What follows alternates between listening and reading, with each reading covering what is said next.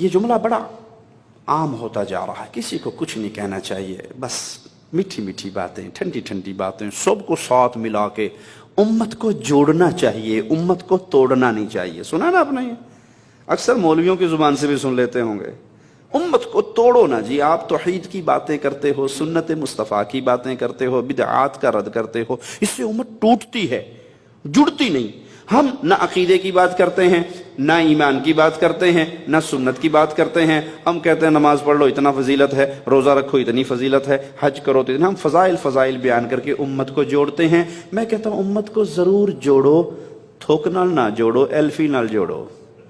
جب تک امت کا عقیدہ ٹھیک نہیں ہوگا، امت میں سے شرک کا ناسور نہیں نکلے گا، امت میں سے بدعت کا ناسور نہیں نکلے گا، اس وقت تک امت ایلفی سے نہیں جڑے گی، یہ تھوک سے جڑے گی جس جڑنے کا فائدہ نہ ہوگا۔ تو قرآن خبر دے رہا ہے، یہ ٹیڑھی، یہ ترچھی، یہ الٹی راہیں تمہیں اصل دین الہی سے، اصل صراط مستقیم سے، اصل سنت مصطفیٰ سے گمراہ کر دیں گی۔ صراط مستقیم صرف ایک ہے، حق صرف ایک ہے، اور حق پنہا ہے کتاب اللہ میں اور سنت مصطفیٰ میں صلی اللہ علیہ وسلم۔ اس جملے کو اپنے بوٹ کی ایڑی کے نیچے دفن کر دو، جو جہاں لگا ہے ٹھیک لگا ہے۔ نہیں پیارے بھائی، جو سنت مصطفیٰ پہ لگا ہے ہمارے سینوں کا نور ہے، ہم اس کی عزت کرتے ہیں، اور جو سنت مصطفیٰ کے خلاف چل رہا ہے تو ہم قطعاً یہ نہیں کہہ سکتے کہ وہ بھی ٹھیک ہے۔ ہو سکتا ہے کوئی دلیل اس کے پاس بھی ہوگی۔ ایک تو 4 مذہب مشہور ہے نا، 4 مذہب ہمارے اپنے ملکوں میں 4 مذہب مشہور ہیں۔ ایک 5واں مذہب بھی ہے، شاید آپ کو اس کا پتہ نہ ہو۔ 5واں مذہب کا نام ہے مذہب ہوگا۔ مذہب ہوگا۔ بھائی آپ کے پیر صاحب نے اپنے قدموں میں سجدے کروائے اپنے مریدوں کے، کیوں؟ ہاں جی، وہ بہت بڑے بزرگ ہیں، ان سے پوچھا نہیں جا سکتا، اس کی دلیل بھی کہیں نہ کہیں ہوگی۔ بھائی آپ کے قادری صاحب کی ہم نے ایک ویڈیو دیکھی، اس نے مردے کو قبر میں اتارنے سے پہلے، بلکہ جنازہ پڑھنے سے پہلے، اس کا کفن کھول کے ہاتھ نکال کے اس مردے کی بھی بیعت لی ہے، اور یہ کہا ہے کہ بغیر بیعت کے اگر میں نے اس کو دفن کر دیا تو پھر ہو سکتا ہے یہ جنت میں نہ جا سکے، کیونکہ میرے سلسلے میں یہ داخل نہیں ہوا تھا۔ تو ہم اس کا کفن کھولیں گے، مردے کا ہاتھ باہر نکالیں گے، اس کو اپنا مرید بنائیں گے، سلسلہ قادریہ میں داخل کریں گے، پھر یہ قبر میں اترے گا، اس کے 14 طبق روشن ہو جائیں گے، ایک تھلو پیا پیا دیکھے گا، میں اللہ کی قسم کھا کے اس کے لفظ نقل کر رہا ہوں، یہ نیچے پڑا پڑا دیکھے گا میری قبر پہ چیڑی آگے بیٹھی ہے، یہ چیڑا، اس کو نیچے سے نر اور مادے کا بھی پتہ لگ جائے گا۔ اور اس مجرم نے واقعی کفن کھولا، ہاتھ نکالا، اور اس کے ہاتھ پہ اپنا ہاتھ رکھ کے بیعت لی۔ اب پوچھا جائے کہ آپ کے حضرت قادری صاحب نے یہ کام کیا ہے، یہ کہاں ہے؟ او جی، آپ گستاخ لوگ ہیں جو پوچھتے ہیں علماء سے، کہیں نہ کہیں تو ہوگا، کہیں نہ کہیں تو ہوگا۔ بھائی کس خو میں ہوگا اس کا نام تو بتا دو، کس کتاب میں ہوگا؟ بیڑا غر کے دارین میں ہوگا، بٹاک العلوم میں ہوگا، کس میں ہوگا؟ نام تو بتاؤ۔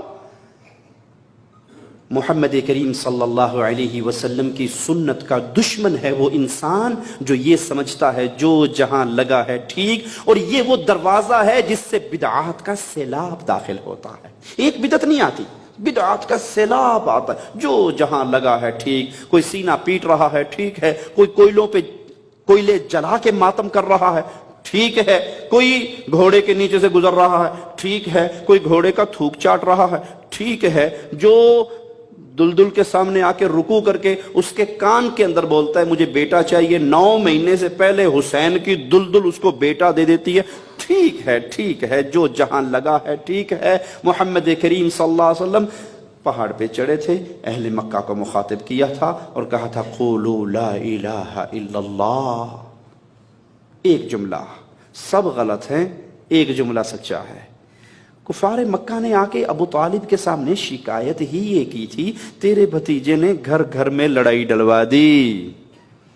آج کوئی نوجوان ہمارے مشائخ کے دروس میں آ کے جعلیات سے جڑ کے مواحد بن جائے تو انڈیا پاکستان میں بابے کیا کہتے ہیں؟ اے منڈا وابی ہو گیا، ساڑھے گھر تے روڑا ہی پہ گیا، لڑائی پڑ گئی ہمارے گھر۔ یہ کہتا ہے ماں تو اگر قبر پہ سجدے کرے گی مر جائے گی، میں جنازہ نہیں پڑھوں گا۔ ابو اگر آپ قبر کا طواف کرو گے مر جاؤ گے، میں جنازہ نہیں پڑھوں گا۔ پہلے اچھے ہنسی خوشی چنگے بھلے رہتے تھے، جو مرضی کرتے تھے، کوئی ٹینشن نہیں تھی۔ اس وہابی نے ہمارے خاندان میں لڑائی ڈلوا دی، اس کی منت کی ہے پھوپھی کی بیٹی سے شادی کر لے، یہ کہتی ہے کہ وہ کالے کپڑے پہننے والی محرم کے دن ماتم کرنے والی ہے، میں مشرکہ سے نکاح نہیں کر سکتا۔ لڑائی پڑ گئی خاندان کے اندر۔ یہی ابو طالب کو آ کے کفار مکہ نے کہا تھا تیرے بھتیجے نے مکے کی گلی گلی میں لڑائی کروا دی ہے۔ باپ کہتا ہے بیٹا تیری تلوار کے نیچے 3 مرتبہ آیا، تو نے بیٹا باپ سمجھ کے تلوار نہ چلائی، لیکن سن اگر تو میری تلوار کے نیچے 1 مرتبہ بھی آ جاتا تو بیٹا نہ سمجھتا، محمد کا دشمن سمجھ کے کاٹ ڈالتا۔ جو جہاں لگا ہے ٹھیک لگا ہے۔ اگر یہ عقیدہ محمدی عقیدہ ہوتا، یہ پیغام مصطفیٰ علیہ السلام کا پیغام ہوتا، تو ابو لہب کو کیا ضرورت تھی کہ وہ پیارے نبی کو کہتا تیرے ہاتھ ٹوٹ جائیں، نعوذ باللہ ثم نعوذ باللہ۔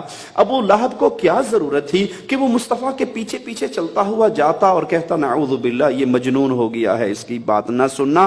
پیغام مصطفیٰ یہ ہے، حق صرف وہی ہے جو اللہ کے حکموں میں ہے، حق صرف وہی ہے جو محمد کی سنتوں میں ہے۔ جو سنت مصطفیٰ سے ٹکرائے وہ حق ہو سکتا بھلے کتنا ہی خوبصورت بنا کے پیش کر دو۔ میں مثال دے کے اپنی بات کو آگے چلاتا ہوں۔ اذان کہاں ختم ہوتی ہے جی؟